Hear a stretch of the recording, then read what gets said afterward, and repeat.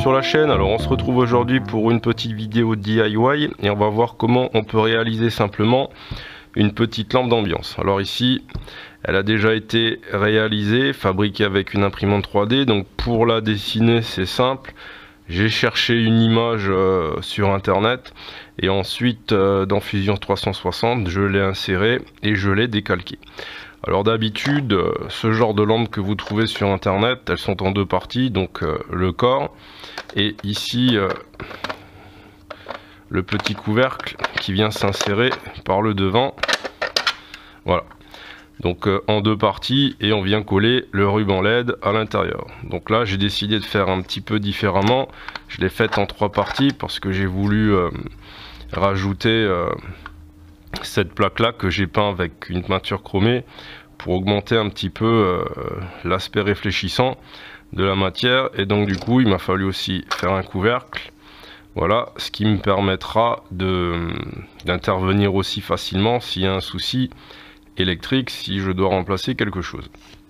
Donc le matériel que vous avez besoin, donc votre lampe imprimée, ensuite cette petite commande, d'accord, donc qui vient s'alimenter entre 5 et 24 volts. Vous avez un bouton on et ensuite vous avez différents modes et vous pouvez aussi régler la puissance lumineuse de vos diodes.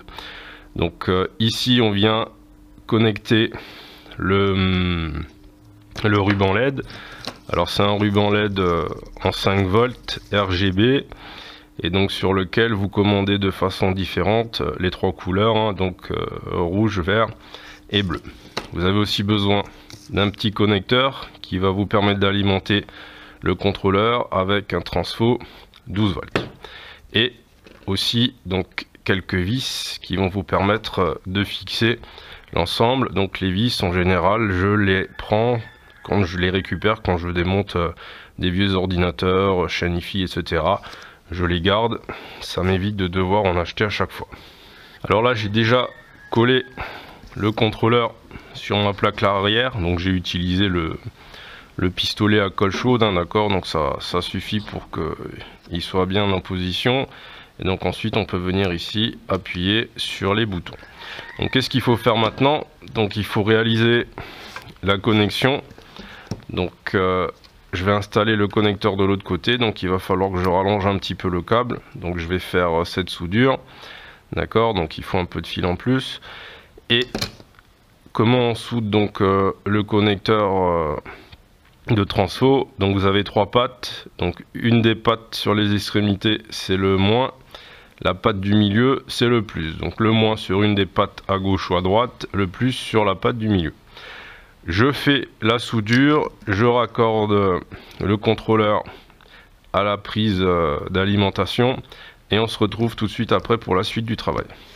Alors je me suis trompé quand je vous ai dit que le plus c'était au milieu. En fait il faut regarder ici au milieu la patte qui est attachée au petit anneau là, c'est ça le plus. Donc chez moi, donc c'est là où j'ai mis le fil jaune, et donc en fait les deux autres pattes sont des moins.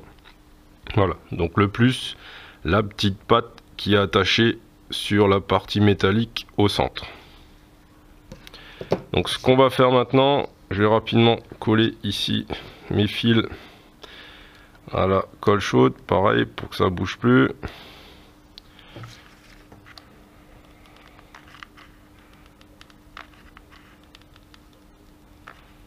Voilà, on va attendre que ça refroidisse et ensuite on va pouvoir donc finaliser l'installation. Je vous reprends juste après. Alors ce que je vais faire maintenant, je vais fixer la partie du milieu. Alors j'ai prévu de mettre 4 vis, mais bon, si j'en mets 2 ça sera suffisant.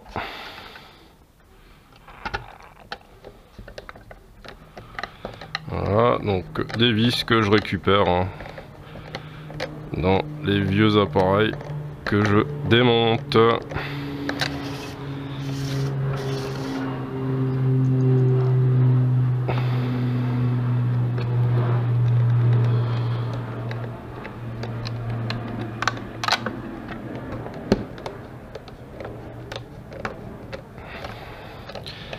Une fois que la partie centrale est fixée, donc on fait passer le ruban LED.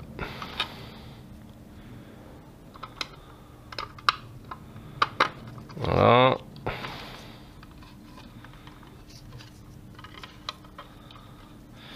Et donc lui maintenant il va falloir venir le coller tout autour. Donc ça va être la partie la plus délicate.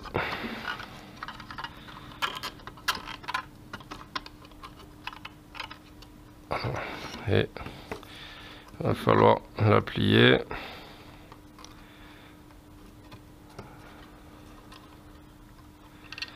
Donc je vais faire ça en mode patience hors caméra et on se retrouve quand c'est fait.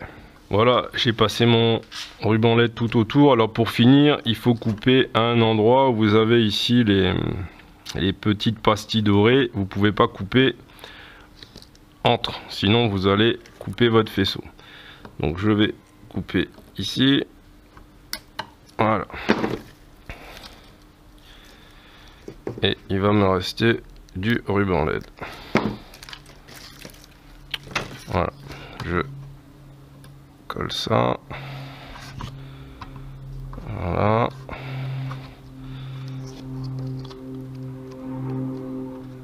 Alors vous voyez, hein, j'ai évité de trop plier dans les angles là. Ça colle bien.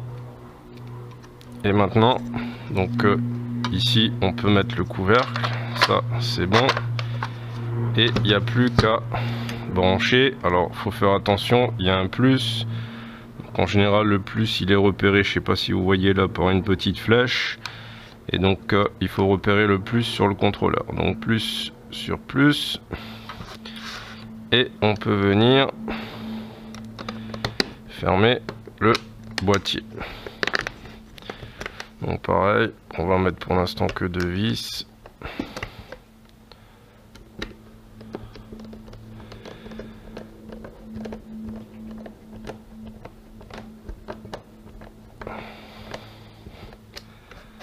Voilà.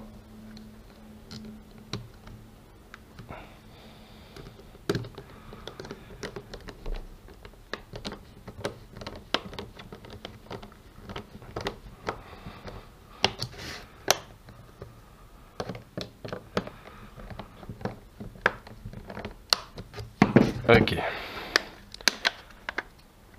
Donc mon couvercle s'était un peu déformé quand voilà. Et donc il n'y a plus qu'à brancher et à tester. On allume. Et voilà. Voilà le résultat.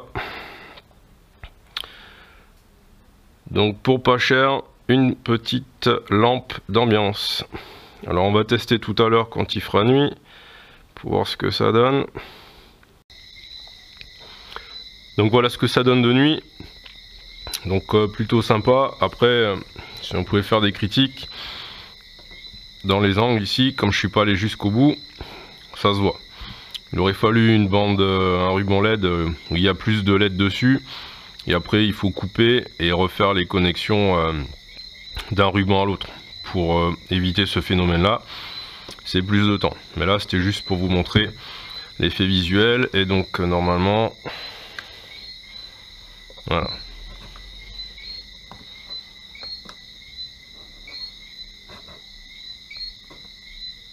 il y a plusieurs effets qui sont programmés normalement. J'essaie de voir. Et je cherche un fader.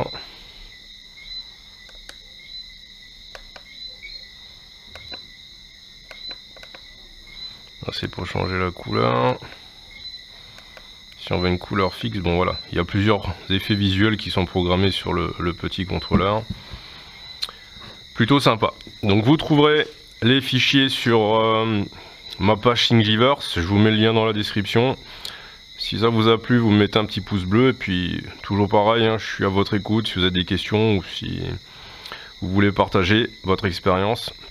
Ça m'intéresse toujours. En attendant, je vous dis à la prochaine pour d'autres vidéos. Bye!